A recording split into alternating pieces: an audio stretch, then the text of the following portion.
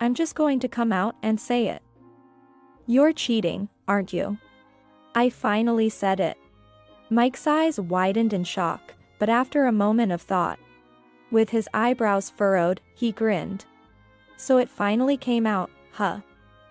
Well, yeah, I've been pretty free. Without any sign of remorse, Mike continued. Oh, I have something to tell you too. He strode up to me with a lewd smile and said, take care of the kid with the incurable disease, will you? What? He's attached to you. Make him happy, okay? That's the least you can do for me. In return, I'm moving on to someone new. If Kate and I have a boy, he'll be the future president of the company. In short, Mike plans to have a child with Kate, the president's daughter. Indeed, this would secure his future, combining the power of lineage. Such a pathetic, dependent thought. Just then, the door banged open, and in came Jim. He moved adeptly in his wheelchair, approaching Mike. Suddenly, he stood up and exclaimed, Mom, it's time to fight back. I am Sophia Thompson, 30 years old. I became a full-time housewife after getting married, but now I'm troubled about my child. Though I say my child, there's no blood relation. He is Mike's son from his previous marriage. He's a quiet kid. Mike brought the child the day after we registered our marriage. I knew Mike was divorced, but I had no idea he had a child, let alone one he was raising. I don't know what to say. I was bewildered, but Mike replied without any guilt. No, really, he's so calm. He's 3 years old and not troublesome at all. Looking at the 3-year-old child, he gazed back at me curiously. His innocent face stirred indescribable feelings within me. His name is Jim. Say hi to your new mom, Jim. Encouraged by Mike, Jim looked up and bowed slightly. Mom. Yeah, it's a surprise, but that's how it is. Take care of him. I am weak-willed, as embarrassing as it is to admit. If Jim hadn't been there, maybe I could have protested. But I couldn't say a word against Mike with Jim's big, curious eyes on me. So, I became a mother to a 3-year-old as soon as I got married. I had wanted children eventually, but never imagined I'd become a mother so suddenly. True to Mike's words, Jim was a very good kid. He ate whatever was given and never threw tantrums. A well-behaved child indeed. He really is well-behaved. Mike said, right? Well, I don't know much about it. What? Before marrying me, Mike's parents were raising Jim. I'm too busy with work to raise a kid, right? Is that so? But now that you're here, Sophia, and you're unemployed, it's all good. Childcare was left entirely to the in-laws, and Mike only saw Jim on weekends. This is why the in-laws were overly grateful. We're getting old, and though he's adorable, it's been tough. Having Jim around disrupts our plans. Plans? You know, kids get sick suddenly, and it's hard to deal with the noise and all. As my in-laws nodded like they had endured much, Jim watched expressionlessly. Despite his illness, he didn't seem like the type to cause trouble. But I was naive to think so. At first, he was probably cautious around me, the stranger in his life. That's why he was so well behaved. No, that's dangerous. Stop. Yay! Cheese. A 3-year-old is more active than I expected. He'd drag a step stool to rummage through the fridge, fiddle with the stove, and play in the bathwater, splashing everywhere. Today he drew on the wall with a permanent marker. I reported this to Mike when he returned from work, exhausted. He reacted as if it was none of his business, saying, "Oh, really? I never knew childcare would be this hard. Could you watch him this weekend? I need to catch up on some housework." I could barely manage the day's chores because I couldn't take my eyes off Jim. It's been half a year since I moved into this house after our marriage. And there are still unpacked boxes. If Mike could watch him, I could focus on those. But his response was shocking. What? Why should I? But, you're Jim's. What? You're giving up on childcare because Jim isn't related to you by blood? I was speechless. Me, giving up on childcare? No one said that. I only asked for help on weekends so I could get some housework done that I can't do otherwise. I'm just asking you to spend a little time with Jim. You know, that's just impossible. Mike sighed heavily and said, You've got to be kidding. You're unemployed, right? I'm the one working. How can you say such stupid things when you're being supported? But you could help a little, at least on your days off. That's the point. It's my day off. Looking after a kid is just another job. Why do you think I married you in the first place? What's that supposed to mean? You married me just to have someone to look after the child? Mike clearly realized he had slipped up. Though he apologized afterward, he only played with Jim for about an hour on Saturday morning. By the time I noticed, Mike had already gone out. Really? What a headache. As I exhaled with exhaustion, Jim gripped my little finger tightly. Mom, are you tired? Are you okay? Jim asked this with his chubby cheeks and a tilted head. Just a little. But I'm okay. Seeing you gives me energy.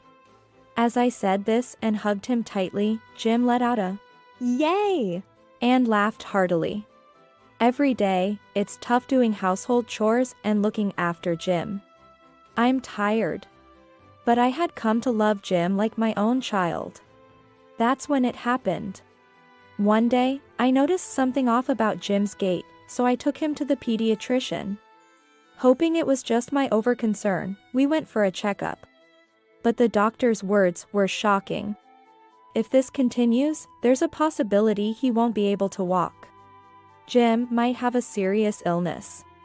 My mind went blank as the doctor explained. I wanted to consult Mike immediately, but he was at work and unreachable. Mike didn't return until late at night. What's with all these calls during work? It's a hassle getting so many messages when I'm busy. This is why being unemployed is. Mike sighed ostentatiously, clueless about the situation. Tears welled up in my eyes. Today at the hospital with Jim. I said this with a trembling voice, and Mike covered his mouth in shock. What? The prognosis varies from person to person, so nothing's certain yet. But the doctor said there's a possibility he won't be able to walk again. He's hospitalized for tests. Please, come with me for the next appointment. I asked, feeling unable to handle it alone. Mike's presence would be reassuring. Despite his busy work schedule, it was an emergency. He should be able to take some leave. But Mike just shook his head. I don't know anything about it. What? A serious illness? No way my kid is defective. Defective? How can you say such a thing? I was trembling with anger. Mike frowned at me. It must be the fault of his mother before you. Her bad genes. Damn it, pushing this on me. I couldn't understand what he was saying. Mike didn't seem to care about Jim, just making excuses. Damn it. I shouldn't have taken him in. Sophia, you're his mother now, right? You take care of it. I'm busy. He left for the changing room, and I stared at his retreating back, stunned. Mixed feelings of worry and resolve filled me. Since that day, Mike started coming home even later. Was it because he couldn't face reality, or was he just escaping the trouble? I thought the latter. I decided not to expect anything from Mike. I had to protect Jim. Mom. Jim. Good morning. I missed you. Fortunately, thanks to Mike, I was a full-time housewife. I had the time. That was something to be grateful for. A week later, Jim was discharged from the hospital. Mike came to pick him up on discharge day, maintaining appearances. Thank you for everything.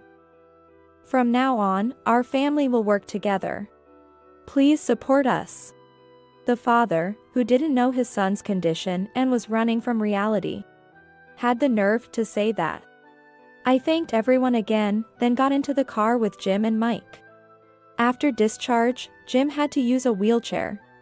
Watching him unable to run around and looking bored every day was heartbreaking. Mike continued to come home late. That's it. To cheer him up, I gave Jim a drawing set. I used to like drawing, and I was pretty good at it. Wow, Jim, you're good at drawing too. Really? Like Mom? Pleased with the praise, or maybe happy to share something with me. Jim's eyes sparkled as he immersed himself in drawing. 4 years flew by, and Jim turned 7. Life in a wheelchair seemed hard, but he appeared to enjoy school, which was a relief. I tried to discuss things with Mike multiple times, but it felt like he was avoiding me. And we never had a proper conversation. My worries intensified until one day, I discovered Mike's affair. A friend suddenly informed me about it. Sorry for the sudden message. But I saw your husband coming out of a hotel with a young woman. Along with the message, my friend sent several pictures through the messaging app. Come to think of it, Mike hadn't come home since the day before yesterday. I hadn't thought much of it, assuming he was on a business trip. As I continued to exchange messages with my friend, it was clear they were being very considerate. Soon after, my friend called me. Sophia, are you okay? Should I come over? I could hear the worry in my friend's voice. It's understandable. They must have struggled with the decision to tell me. But to my friend's concern, I wasn't as shocked as I should have been. In fact, I had suspected something was off with Mike. His workplace wasn't known for excessive overtime, yet recently, he had been coming home late every night. Sometimes, he would return in the early morning. Also, Mike and I slept in separate bedrooms. But I had heard him chatting happily on the phone at night on several occasions. Surprisingly, I'm okay. This gives me the upper hand in a divorce. Let me know if there's anything I can do to help. Yes, thank you. After hanging up, I was suddenly overwhelmed with despair. Realizing that what was once a gray area is now undoubtedly true makes you feel like this. A dark feeling swirled inside me. More than being shocked about the affair, I was shocked that Mike was enjoying his freedom while I was struggling alone. While I was grappling with my worries and crying over Jim's condition, Mike was happily spending time with another woman. Thinking about this brought tears of a different kind. Jim is so dear and loved. With that comes endless responsibility and pressure every day. Trying not to let my struggles show, I've been keeping up appearances. And this is the result. Such a betrayal. What should I do now? Pretend I don't know and continue living like this? Or confront the affair and go for a divorce? Which would be better for Jim? The more I thought, the more overwhelmed I felt, and tears streamed down my face. My vision blurred. Maybe that's why I didn't notice Jim entering the room. Mom. Are you crying? Oh. Jim, this is nothing. Is it someone? Did Dad do something to you? Why would you think that? I've always been careful not to badmouth Mike in front of Jim or vent any frustrations. Because Dad doesn't like me, right? So, I thought he must have done something to you, Mom. And I didn't tell you, but I saw Dad on a date with another woman. They looked happy. I saw them once. Jim said this, looking down. I hugged him tightly, realizing he'd been carrying these thoughts. This isn't just my problem anymore. I need to face it head-on. Do you like Dad, Jim? Jim hesitated a bit before answering timidly. I like Mom. I see. Mom loves you very much too. From that moment, I began to take steps toward divorce. I hired a private investigator and started gathering evidence against the affair to strengthen my case. Everything was prepared smoothly. I decided to confront Mike the day he returned. It seemed he had come home a few times, but I never encountered him. His belongings and bank books were still at the house, so he had to return eventually. That would be the time for our conversation. I thought I had made up my mind, but sometimes, I felt uncertain. Is this really the right thing to do? I no longer have any love for Mike. I'm sure I won't regret divorcing him. But when I think about Jim, doubts arise. There's no blood relation between me and Jim. That fact bothered me. I planned to take custody after the divorce, and I couldn't imagine Mike objecting. But still, isn't it better to have a father, even in name only? Mike often left the house to escape, and now, he hadn't returned for days. Yet, as long as he doesn't initiate a divorce, it won't happen. If we remain silent, life will continue like this. At least, we won't have financial worries. That's a big blessing.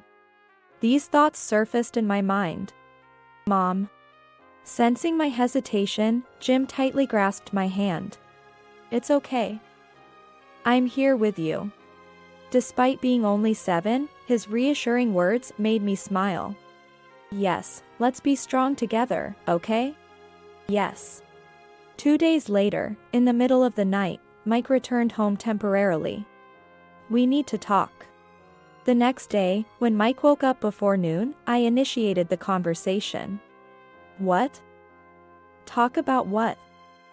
It's probably something annoying, right? I just got back. Give me a break. Mike yawned widely. I took a deep breath and looked at him squarely. I'm going to be direct. You're having an affair, aren't you? Mike's eyes widened in shock, but after a moment of thought, he smirked. So it's finally out, huh? Yeah. I've been pretty free. So you admit it? Yeah. And by the looks of it, you're planning to divorce me, right? If you have the divorce papers, bring them out. I'll sign them right away. I didn't expect him to cling, but neither did I anticipate him admitting so readily. Surprised by my reaction, Mike's smile grew wider. Thought I'd be more upset, huh? Yes, I didn't expect you to admit it so easily. Well, I'm at ease now. My current soulmate is the president's daughter? Wow, you've done your homework. Impressive, Sophia. Mike clapped his hands exaggeratedly, feigning surprise. Yeah. We met through work. She's a so-called president's daughter and even said she'd pay any compensation to be with me. I wondered if he was trying to escape, but I refrained from pressing further. Is that so? That's convenient for us. By the way, I need to confirm something. Oh, I also have something I want to tell you. He walked up to me with a sly smile and said, Good luck taking care of the sick brat. What? He's attached to you. Take care of him. That's the least you can do for me. In return, I'm moving on to someone new. If Kate and I have a boy, he'll be the future president. So, Mike intends to have a child with Kate, the president's daughter. Indeed, this would secure his future. What a pathetic, dependent thought. Just then, the door banged open, and there was Jim. He moved adeptly in his wheelchair, approaching Mike.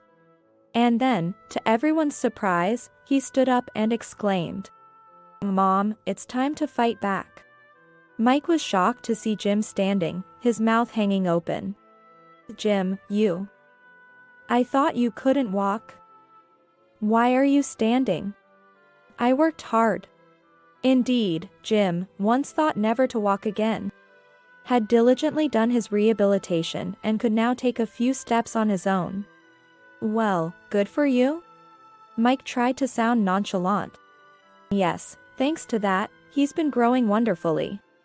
He even helped me prepare for this divorce. You don't have to tell a kid that. Mike seemed surprised that a child was involved. He was slightly flustered. A good negative example.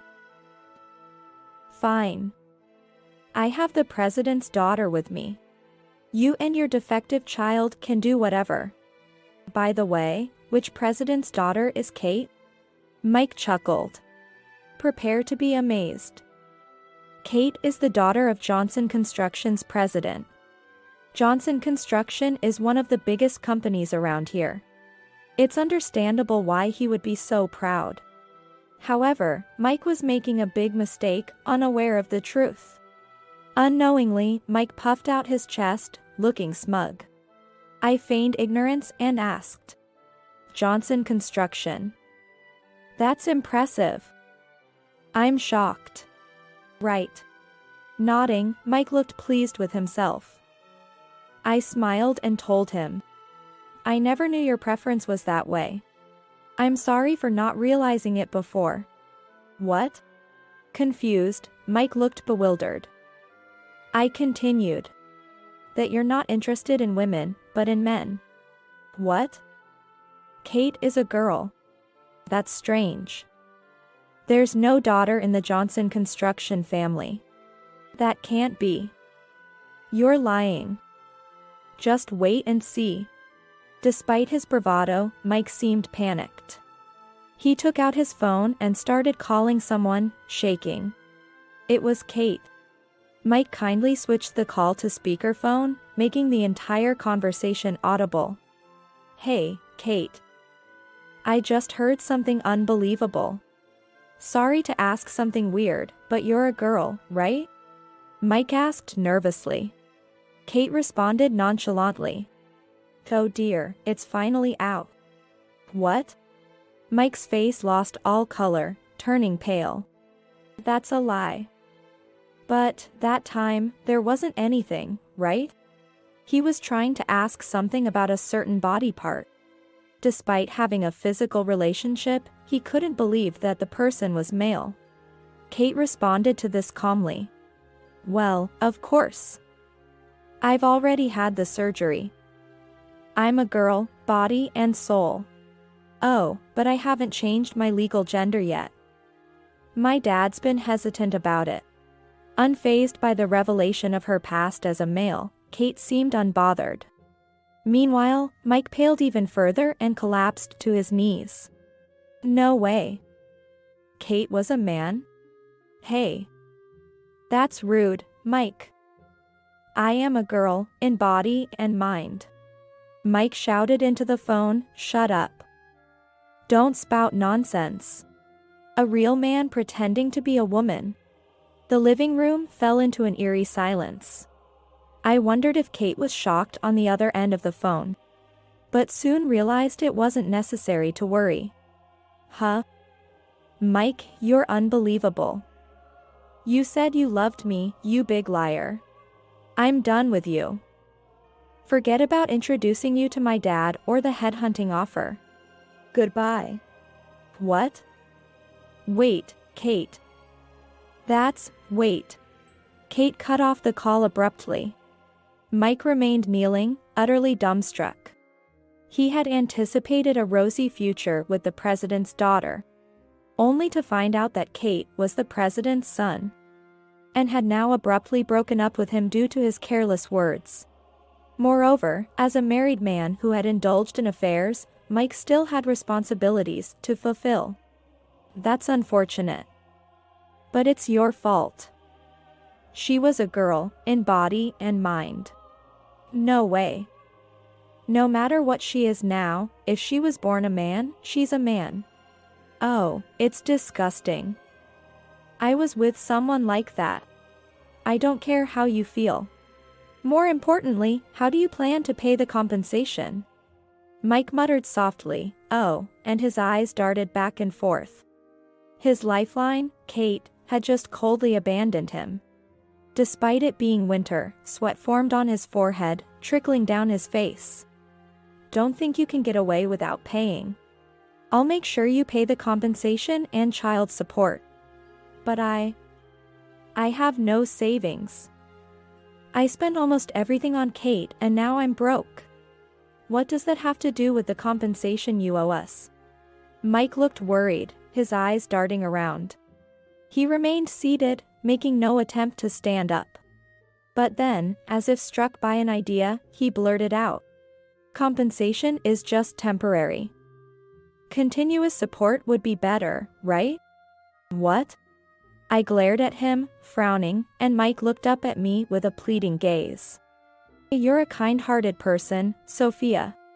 You were going to take Jim anyway after divorcing me, right? But think about it, you're unemployed, without savings. Life isn't that easy. And your point is? Let's get back together. Mike nodded earnestly. Yeah. That's the only way. If we do, we can continue living as before. It's a win-win situation. Let's just call it even this time. Ah. I see. Could you just keep jokes to yourself? What? Mike's smile turned into a grimace as I pointed at him. What do you mean? Why am I being blamed? You're the one who cheated and squandered the savings, not me. Don't trivialize this. But you're a housewife without any significant qualifications. You won't find a job easily. Wouldn't it be better to get back together with me? No need to worry, I've already found a job. Mike looked dumbfounded. Thanks to Jim. What do you mean? My drawing videos are super popular. Jim, excitedly showing Mike the tablet. Displayed were a young hand and a pleasant voice, along with warm drawings. When Jim was 3 and his illness was discovered, he couldn't play active games. Wanting to provide some enjoyment, I introduced him to drawing. A pastime I loved as a child. I was often praised for my skill, but Jim surpassed me. His drawings weren't just skillful, they were unique and full of character. Most importantly, he looked truly happy while drawing. Wanting to share this joy, I casually filmed him and uploaded it to social media, making sure his face wasn't visible. A celebrity noticed and shared it, and Jim's drawing videos quickly spread. Recently, we started earning from advertisements. My video editing skills, initially just a hobby, improved with daily practice. Now, I even take on editing jobs for others. Jim's drawing videos are just a hobby. If he wants to stop, we will. But I plan to study more and take on more editing work. I'll get more clients that way. So, you don't need to worry about us. Why didn't you tell me Jim was making so much money? If I had known, I would have. Knowing you, you'd get dazzled by money and make Jim do things he shouldn't. That's what I couldn't stand. That must have hit a nerve. Mike clenched his back teeth, glaring at me resentfully. Besides, when I talked to my parents about it, they supported me too. Even without your help, I have plenty of people I can rely on. But, Mike staggered to his feet and grabbed Jim's shoulder. Jim, you want to live with Dad, right? The real family is with Dad, right? Right? Jim stared into Mike's eyes for a moment, then slowly shook his head and gently removed Mike's hand from his shoulder. I'm fine with just Mom. She's always been there to help me. When I was scared and couldn't sleep, when I had bad times and good times, Mom was always there to listen. But Jim, you and Sophia are not related by blood. Your real family is me. And you ran away when I was in pain? And you call yourself a father? Mike recoiled under Jim's steady gaze. Jim. But, I care about you. You've been annoying since a while ago. Besides, I'm already in elementary school. I don't call you a dad anymore. I call Mom a mother, you know? You don't know even that, and you say you're my father? Jim, but You should have just stayed happy with Kate. Even if she was a man, it's rare to find someone who would like you. Rejected so outrightly, Mike had no ground to stand on.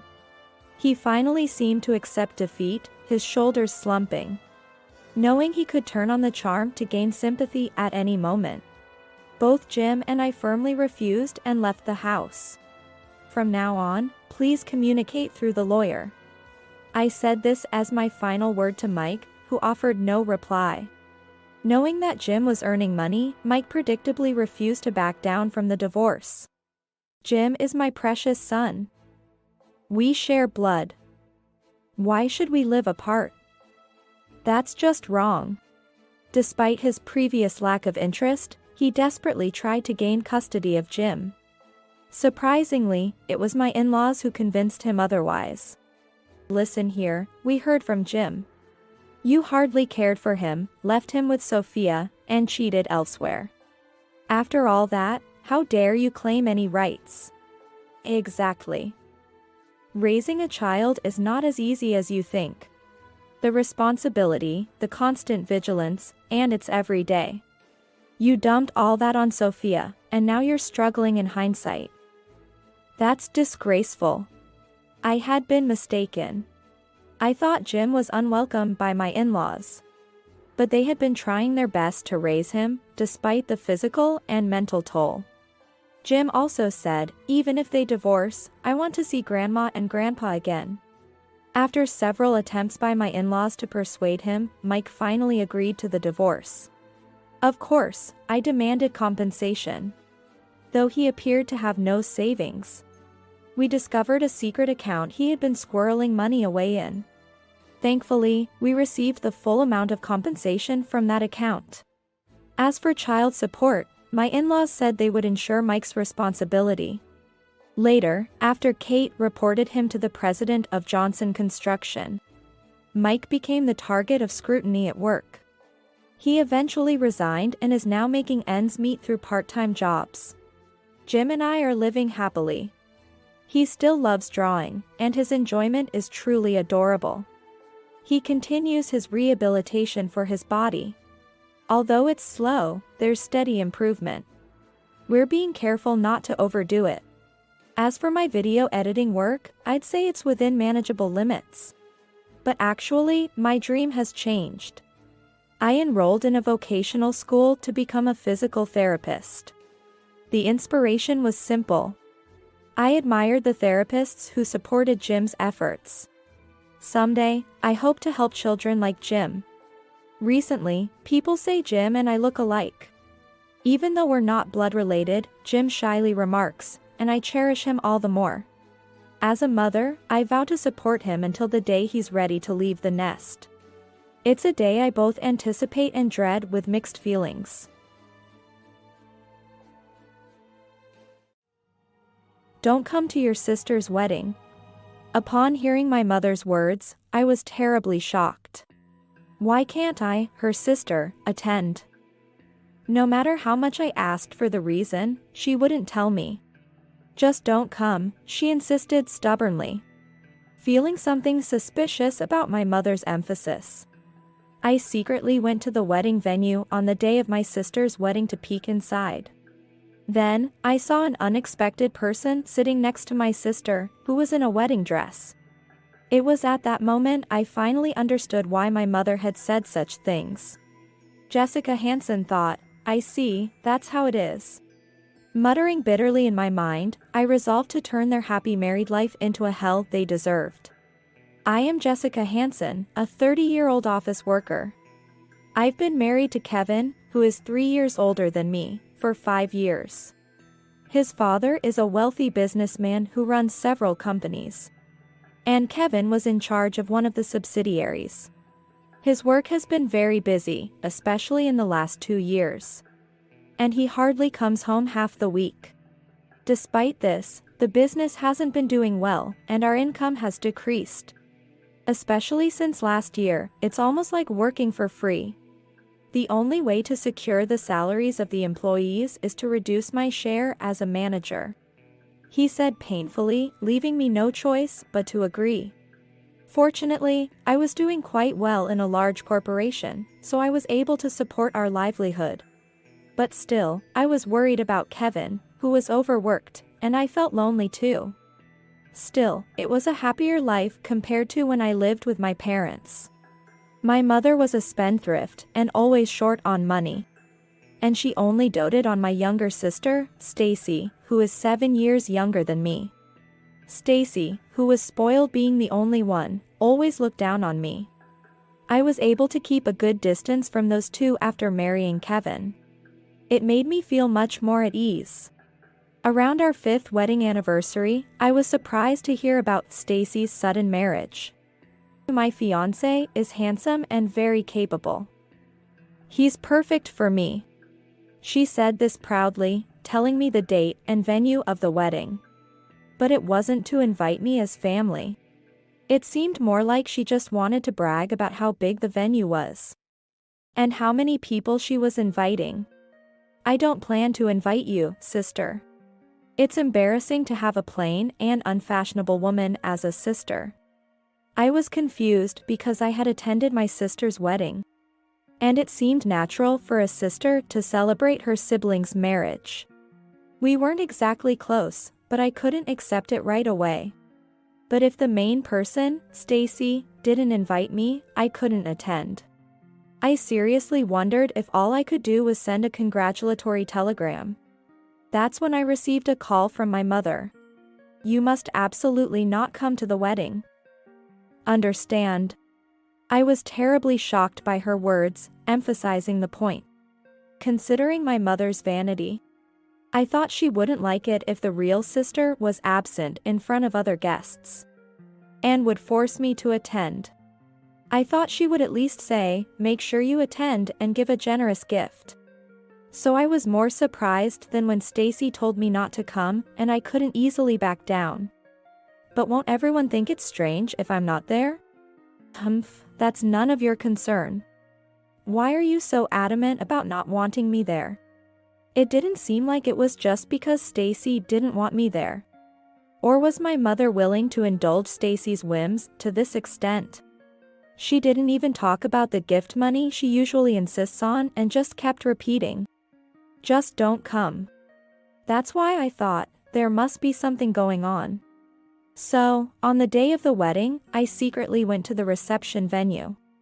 In the midst of the reception, while everyone was distracted, I quietly peeked inside. Then, next to my sister, sat an unimaginable person.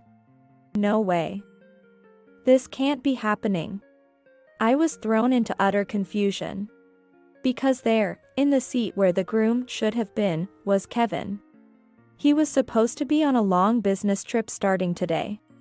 But now that he was here, it meant that the trip was a lie.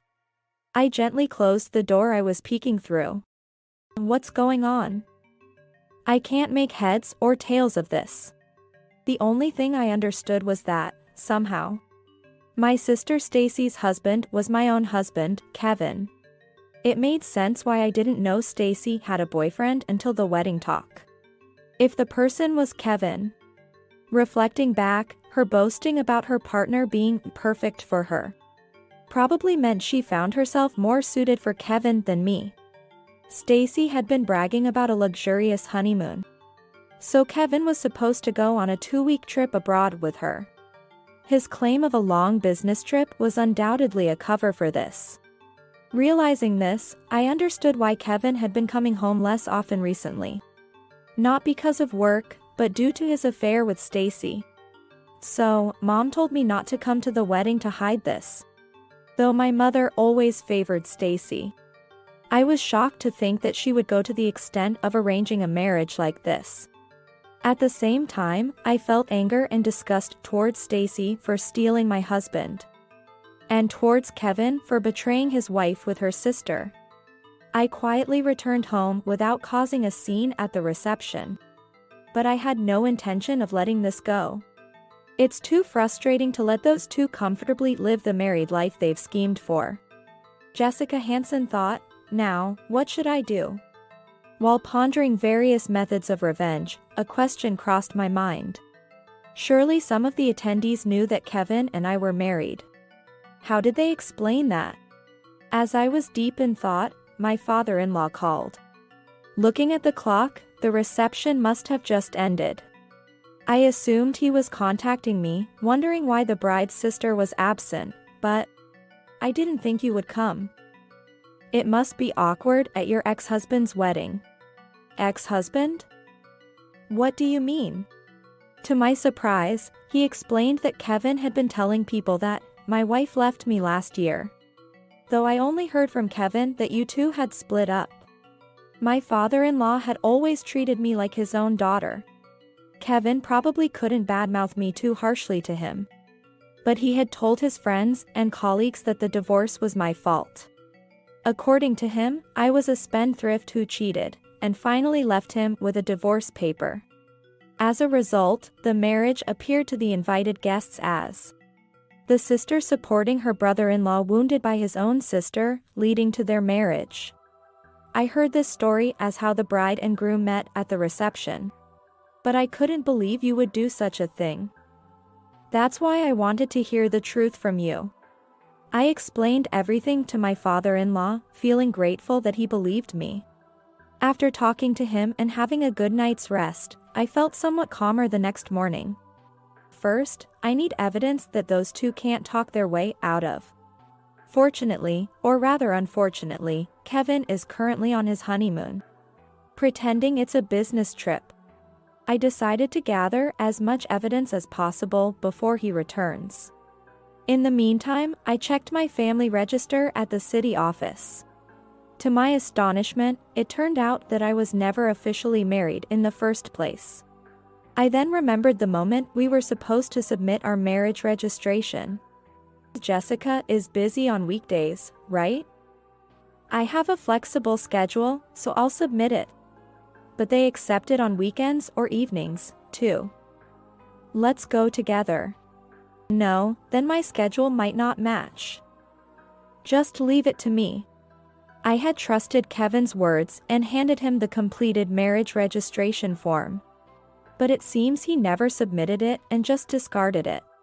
Yet, Kevin didn't hesitate to dip into our supposed shared assets. Kevin had clearly been using our shared finances. In my investigations, I discovered that the $40,000 I had been saving for our retirement had been embezzled without my knowledge, making me believe we were married while behind my back. He was having an affair with my sister and even took money. This realization reignited my anger. Meanwhile, the evidence against those two steadily piled up. I reaffirmed my goal: I'll give them a hellish married life they deserve. On the day Kevin and Stacy returned from their trip, I went to the station with my father-in-law to greet them. I asked my father-in-law to stay hidden while I greeted them alone. Noticing me, Kevin's face showed a moment of shock before remembering Stacy beside him. And his expression turned to one of alarm. It's not what it looks like. I just happened to meet Stacy there. It was really a business trip. I see. Is that how you've been deceiving Jessica all this time? What? Dad, why are you here? Kevin was taken aback seeing my father-in-law suddenly emerge from behind a pillar. I glared at my sister, standing dumbfounded next to him. Stacy, come with us to the house. Oh, and I've called Mom over too. Seemingly frightened by my assertive tone, Stacy quietly complied. My mother, who I had called earlier, arrived at our house. And I began to speak calmly in front of everyone. First off, I know everything about you, Kevin and Stacy. Kevin, you started staying away from home 2 years ago, saying you were busy with work. But it was because you were dating Stacy, right? That is? And from last year, you stopped contributing to our household because you got engaged to Stacy, right? You didn't want to use our living expenses for the wedding costs?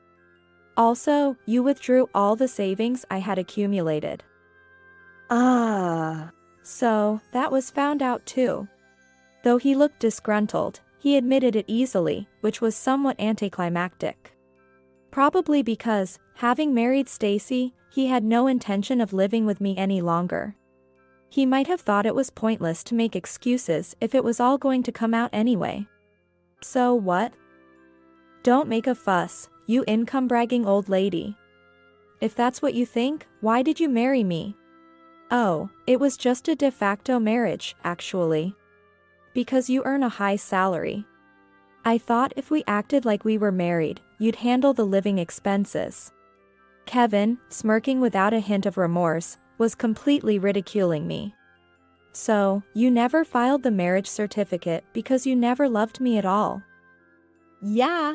I didn't want to tarnish my family register with someone like you. My suitable marriage partner is only a young and pretty girl like Stacy. Following Kevin's gaze towards Stacy, I saw her smirking just like him.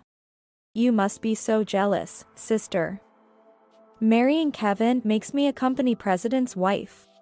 Someone ugly like you would never find such a good catch again. Hey, don't say that.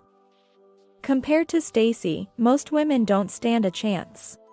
Even at this point, these two showed no remorse for deceiving me or spreading lies about the divorce being my fault. And my mother, she just watched them with a smile. Not only I but also my father-in-law was trembling with anger, but they seemed oblivious. I decided to dampen their newlywed spirits. Kevin, Stacy, I will be claiming damages from you both. Including the savings Kevin embezzled, at least $60,000 from the two of you. Huh? We weren't actually married, remember?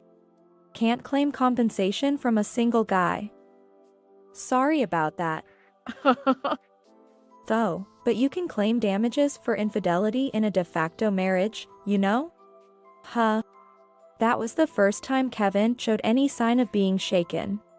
However, Stacy, who should also be liable for damages, still seemed unfazed. What? Kevin will be fine, right? He's the president, after all. You'll cover my share too, won't you? Hearing this, I couldn't help but burst into laughter. Hey, what's so funny? No, it's just... Do you think being a president automatically means being rich? Huh? What do you mean? A business owner doesn't get protection under the labor laws. So they're the first to feel the pinch when business isn't going well. Kevin stopped contributing to our household for Stacy. But the excuse of business difficulties he used was actually true. The subsidiary Kevin managed was the smallest. And its profits had been decreasing since he took over. My father-in-law had been watching the situation. And was feeling it was time to merge it with another subsidiary. So, in reality, as a rising star in a big corporation, I was the one earning more. And I had always been the main breadwinner, not Kevin. Also, Kevin, you're in debt, aren't you? How did you know that? Stacy was bragging about the lavish wedding and luxurious honeymoon. But the savings you withdrew from my account wouldn't cover all that, right? You had to borrow money. So, Kevin was in a tough spot. Not just with paying for Stacy, but even struggling to cover his own damages. As Kevin reluctantly nodded, both Stacy and my mother turned pale. No way. Is Kevin actually poor? I thought I'd live a life of luxury as a company president's wife. Exactly. You promised to take care of my debts too when you married Stacy. Did you lie? Apparently, my mother had agreed to Stacy's marriage for the money. No, it's not a lie. I'll inherit my father's fortune eventually. Then I can pay off the debts and damages. I was speechless in disbelief. Kevin was counting on his father's inheritance. Even though my father-in-law was still in his 50s and healthy. Unlike me, my father-in-law didn't just stand there in dismay. You. After all you've done to Jessica. You still don't take responsibility and instead rely on someone else's wealth. I won't let someone like you inherit anything. The three of them were stunned by my father-in-law's fury. Especially Kevin, who had been counting on his father's assets, looked even more distressed. Wait, Jessica. You're kind, you'll help me, right? The damages are just a joke, right? We're a couple. You were the one who didn't file the marriage certificate. Besides, your wife is Stacy. It would be sad to get confused, wouldn't it? But, after 5 years together, you can't just abandon me. Mother and Stacy also clung to me, saying, but we're family. Even as they cried and pleaded, I couldn't bring myself to forgive them. And my resolve was evident to the three, who eventually slumped in defeat. After that, the two who were supposed to have a happy life became overworked trying to pay off Kevin's debts and the damages to me. Far from a sweet married life, they were constantly fighting. My mother, too, had to work multiple jobs, day and night, even as she approached 60, to pay off her own debts. As for me, living alone, I was enjoying a comfortable life, using my earnings solely for myself. I occasionally kept in touch with my father-in-law, living my life at my own pace. I am Ashley, a 27-year-old office worker. I just got married 6 months ago. I met my husband Steve at a barbecue party hosted by a couple who were colleagues at work. At that party, a colleague had invited female friends from the office, and her boyfriend gathered his friends from his student days. Looking back, it seems that it was arranged as an opportunity to meet people. My family is quite strict, my father being the president of a company. We had a curfew until I was in high school. I had never been to a mixer and felt awkward in places where there were lots of people or men. On that day, I was mostly talking to my female colleagues when Steve first approached me. Ashley, the meat is ready over here. You haven't eaten much, have you? Don't be shy, here you go. He had such an easygoing manner that made it easy to talk to him, and we quickly hit it off. Thanks to his ability to enliven the atmosphere, I found myself naturally joining the group and the day flew by enjoyably. The next day after he asked for my contact information, I received a message saying, "Yesterday was fun. I'd like to meet you alone next time." When I bravely replied, "Me too." He called right away, saying, "Really? I'm so happy. When should we meet? Where do you want to go?" My heart fluttered with excitement. When he asked me to be his girlfriend after our first date, I was so happy that I immediately said yes. After several dates, one day he drove me home. When we reached my house, he seemed surprised. "I heard at the barbecue that you were from a well-to-do family. But this is an amazing place. Is your father the president of a company?" "Yes, kind of." "Do you know the Bradley Group?" "Bradley. Of course, I know it. Everyone does." "Wow, so you are the daughter of such a big company's president." "I'm not really a daughter of a president type. I wonder if I'm good enough to be with someone like you. If you have a fiancé, please tell me sooner." He was serious when he said that. "What are you talking about? I don't have anyone like that. And I want to marry someone I love. I have a brother and a younger brother, so I'm not going to take over the family business." "Really? Really?" Our relationship continued smoothly even after he knew about my family background. About a year later, he proposed, and after introducing him to my parents, we got married. He's been kind even after marriage. About a month ago, my mother Sophia called to say that my father John was not feeling well and was going for a checkup. At that time, we didn't know the test results yet. My father was saying, "Sorry to worry you. I'm just tired from being busy lately," with a smile. But that weekend, we were called to gather at my parents' house. My brother's family, me and my husband, and my unmarried younger brother. It had been since our wedding that we all gathered like this. A bad feeling crossed my mind, and sadly, it was correct. My father had cancer that had metastasized and it was too late for surgery. I was surprised. They told me the test results would be in a week, but actually, they called me the next day. I received a prognosis of my remaining life. My father talked bravely, and my mother was trying to hold back tears beside him. That's so. I couldn't stop crying, and my husband gently put his hand on my shoulder. My brother and younger brother also looked incredulous and were at a loss for words. But I'm not dying tomorrow. There are many things I must do, both for the house and as the head of the company. I need your help. This seemed mainly directed at my brother and Steve. My father addressed my husband, who was comforting me. I'm sorry to burden you with this, especially since you're newlyweds. Please take good care of Ashley. Of course, John. I'll do anything I can. Just let me know. Hearing their words, I cried again.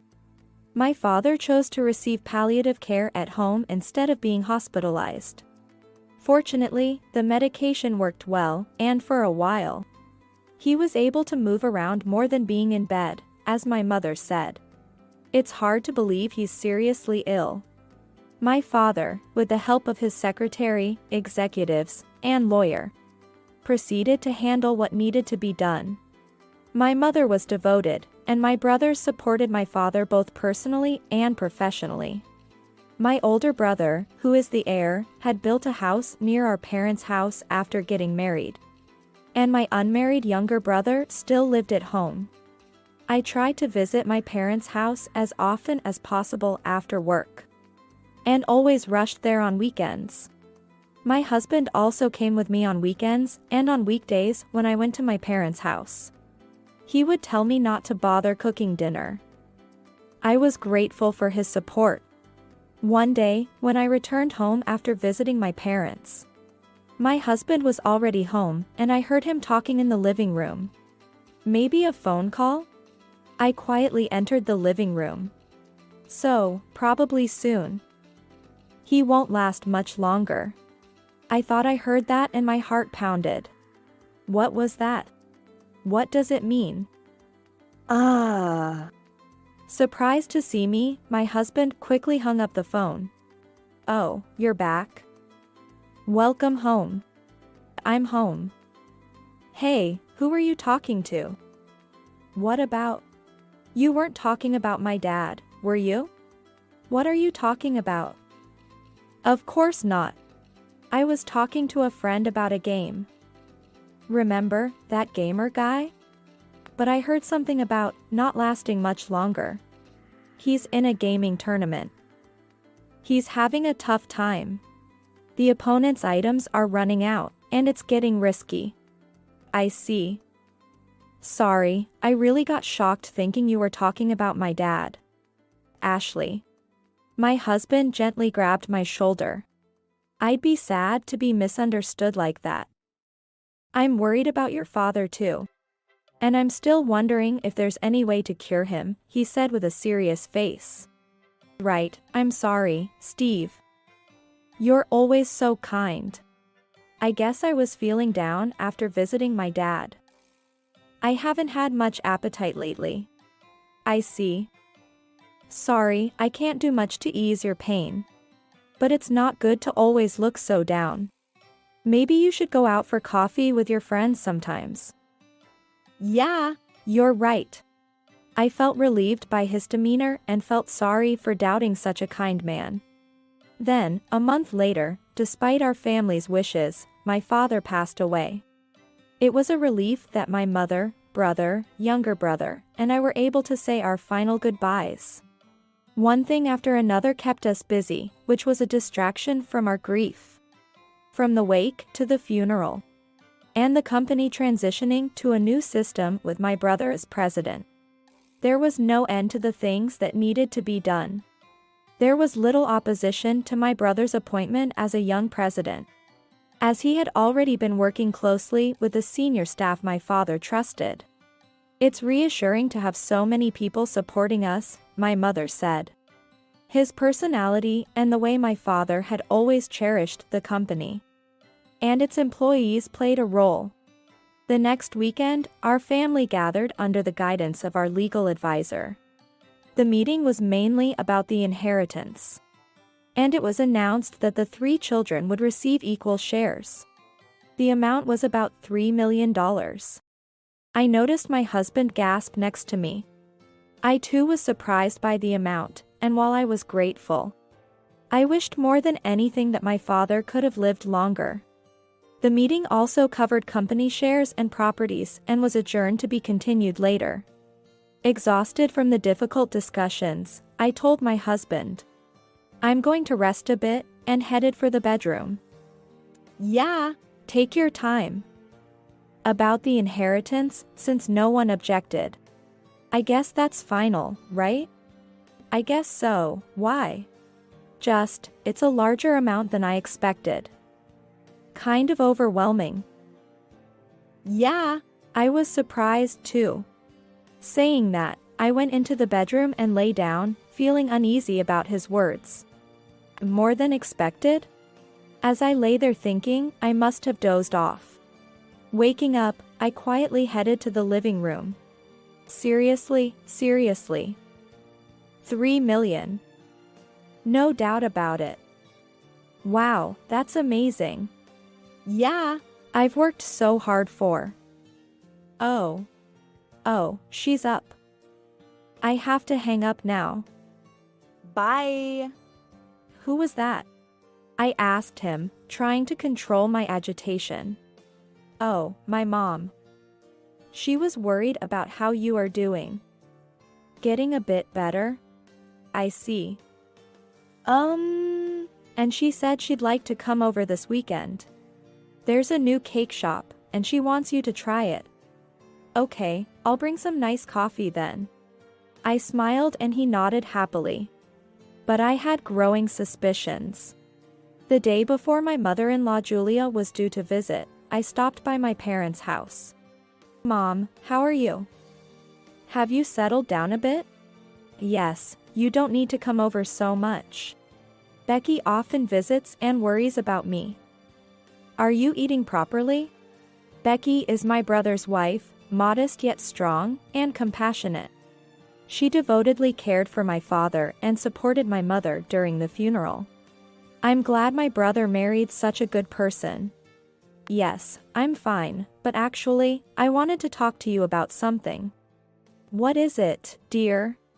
There's something bothering me. I began to share my concerns about my husband while sipping the coffee my mother had made. Then, on Saturday, Julia arrived. She had attended my father's wake and funeral, and this was our first meeting since then. Ashley, it's really a pity about your father. I brought some delicious cake, hoping it might cheer you up a bit. Thank you for your help during that time. Let me make some coffee. Oh, thank you. As the 3 of us ate cake, my husband broached the topic. So, about the inheritance. Yes? Could you transfer the 3 million to my mother's account? What? I was stunned by the completely unexpected request. I don't understand what you mean. It's a lot of money, you must feel uneasy having it, right? You're part of our family now, so I think it's best to transfer it to my parents' account. What? I didn't understand at all. Are you saying you need to borrow some for something expensive, like a car? Ha! Ha! Ha! Borrow? It's our money now, part of my family's wealth. He suddenly started laughing. My family's wealth? Of course, our family, the one you married into. Your money is our money now. She continued with a smile. I'll manage it properly for you. You can ask for money when you need it, but you have your salary, so you'll be fine, right? Wait a minute, I don't understand. If it's our money as a couple, that's one thing, but why does it become your money, Julia? Because that's how it is, it's our money now. And naturally, it includes my mom too. What? What are you saying? Don't worry, your family too. First, we'll build a big duplex and maybe buy a car. Easy, we have 3 million. Steve, you're so eager. But yes, we should get started on the duplex soon. So, that's the deal. Transfer it to my mom's account right away. Yeah. Please do, Ashley. A wife's money is our money. I was utterly shocked by this parent-child duo revealing their true nature. Far from a glimmer of hope, it was beyond imagination. Steve, did you marry me for my inheritance? What, I do love you, but it's you with your inheritance. I started dating you after hearing you were a wealthy lady. When I realized it was more than I expected from a big company, I decided to marry you right away. That's right. I welcomed the marriage too. Steve has always cherished you, hasn't he? Just for my inheritance? Don't look so scared. Once you marry into the husband's family, it's natural to hand over your inheritance. Well, it was lucky he got sick right after getting married. I was really surprised. I thought it would be a long time before I hit the jackpot, but he went to heaven so soon. How could you? You were hoping for my father to pass away? I couldn't stop trembling. It's not our fault he got cancer. There's nothing we could do if he's not going to make it. We just prayed for him to find peace soon. Yes, it's better for him to pass on quickly and leave the inheritance to his children than to suffer for a long time. Steve had always treated me well. That's why, when I heard those unbelievable words on the phone, I thought it was a misunderstanding. It was all an act. At that time, a seed of doubt had already been planted in me. I thought it was natural for someone marrying into a wealthy family to be a bit excited and expect some luxury. But this was beyond that. Unforgivable, these heartless people. Holding back my rising anger, I said, "First of all, the money hasn't even been deposited into my account yet. It will take about another week for the procedure. I can't transfer it yet." I thought it was already there. Hurry up, okay? Well, but it seems like you understand, Ashley. Smart girl. Once the money comes in, hand it over to me and leave the rest to me. Yeah. I'll give you the account details later. Transfer it immediately.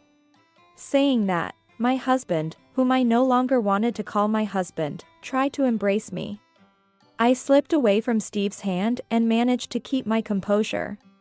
Come again next week. When I said that, Julia left with a "got it" and a smile. And then the day came. I was going to let this greedy parent-child duo know the full extent of their ugliness. Julia invited herself to my house and sat down. She immediately spoke. Ashley, did the 3 million come in? Did you transfer it to my account? Let's celebrate with sushi or steak tonight. Oh, that sounds wonderful. With 3 million coming in, I'll treat you today, Steve. Both were in high spirits. Of course, they thought they were getting 3 million. Little did they know everything was about to be turned upside down. Then, let me report. I smiled calmly. The renunciation of inheritance has been completed. What? Perfectly in sync, their voices harmonized. Their faces were identical in shock. What did you say? Renunciation of inheritance. Yes, I renounced the inheritance. Stop joking.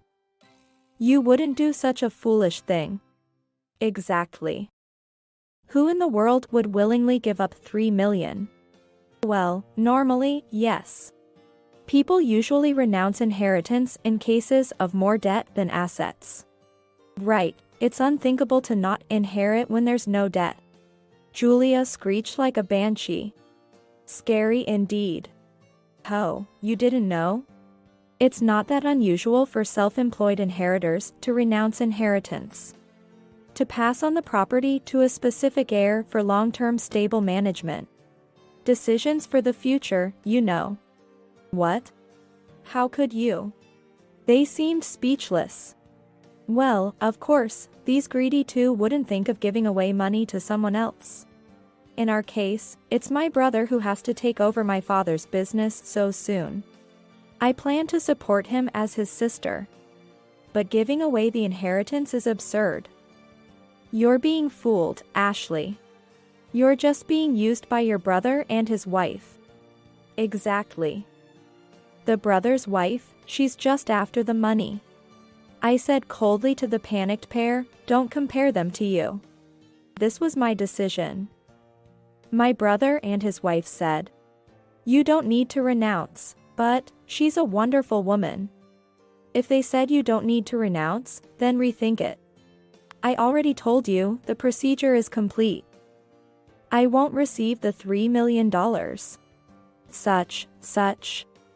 I have no intention of giving a single dollar to a husband who rejoices over the misfortune of his wife's family.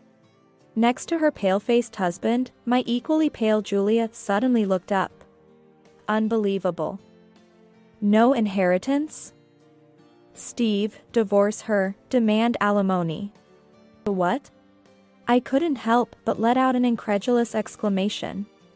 Of course, it's only right. Steve did nothing wrong, and you renounced the inheritance on your own.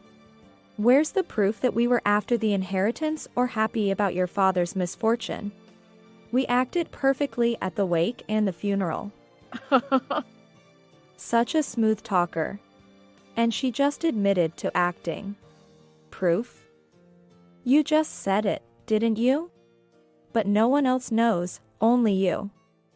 Stop this foolish renunciation and apologize. Then we won't divorce you. Suddenly, an angry voice echoed in the living room. You're the one who should be apologizing. The calm voice of a man sounded, and surprised Julia froze. Mike. Why are you here? Dad. What? Steve was also shocked. There stood Steve's father, Mike. I made eye contact with my mother, who was behind him, and nodded. You've always been vain. I was happy when Steve married Ashley. But I never thought you were such a person. I couldn't believe it until I heard it with my own ears. Steve, you too. Mike looked genuinely pained. What? Both Julia and Steve were flustered. You came here last week to talk nonsense about getting Ashley's inheritance. I heard the entire conversation. What? Everything has been recorded, even today's conversation. What? How is that possible? Steve shouted at me. You got flustered several times when I overheard your phone calls. You thought you had fooled me, but I won't be deceived so easily. So, when I heard your mother was coming, I set my phone to record the conversation. Indeed, the day before Julia arrived, I had stopped by my parents' house and consulted with my mother and a lawyer. My mother was shocked, saying, such a thing couldn't be possible. But the reality was much worse. And I decided to renounce the inheritance and started the procedures immediately on Monday. Then I contacted Mike, who was shocked at his wife and son's actions and apologized profusely. I can no longer live with someone like you. What are you saying? This is a misunderstanding. Mr. Bradley was humble despite being the president of a large company. I was proud to be his friend and family, but this. I'm deeply ashamed and have no way to apologize. Mike apologized deeply to me. I'm truly sorry, Ashley. You can divorce right away. I won't let her talk nonsense about compensation or anything. Hey, Dad. Quiet. Don't open your mouth any further, you shameless man. If you have complaints, let's show today's and last week's recordings to your workplace and all our relatives. Mike took the cool moment at the end. But that's okay. When I talked to him with my mother, Mike wept, truly sorry for what happened to my father. Steve and Julia, speechless, gaping, I said to them, "That's the situation. Please leave." A month later, Steve and I were divorced. The news spread from the couple who introduced us. And Steve soon found himself without friends. He was reportedly transferred to a small sales office far away. Steve's parents also divorced. Julia, who had freely spent her husband's money on luxury goods and dining out, had no choice but to agree to the divorce when she couldn't repay what she had spent. Can't she say she'll work part-time and not divorce? I wondered. Her refusal to change and reconcile with her husband showed her true nature. Well, it's no longer my concern. Mike came to our house to apologize again, asking to visit my father's grave at least on the anniversary of his death. My mother and I, of course, agreed. The inheritance I renounced is being used as capital for the company. My mother, brother, and even my younger brother offered to redistribute their shares to me. Having such a family is more than enough. Dad, I wasn't wrong, was I? Having moved out of the apartment I shared with Steve and returned to my parents' home, I spoke to my father's portrait. It seemed as if he smiled back in the photo, and tears fell from my eyes.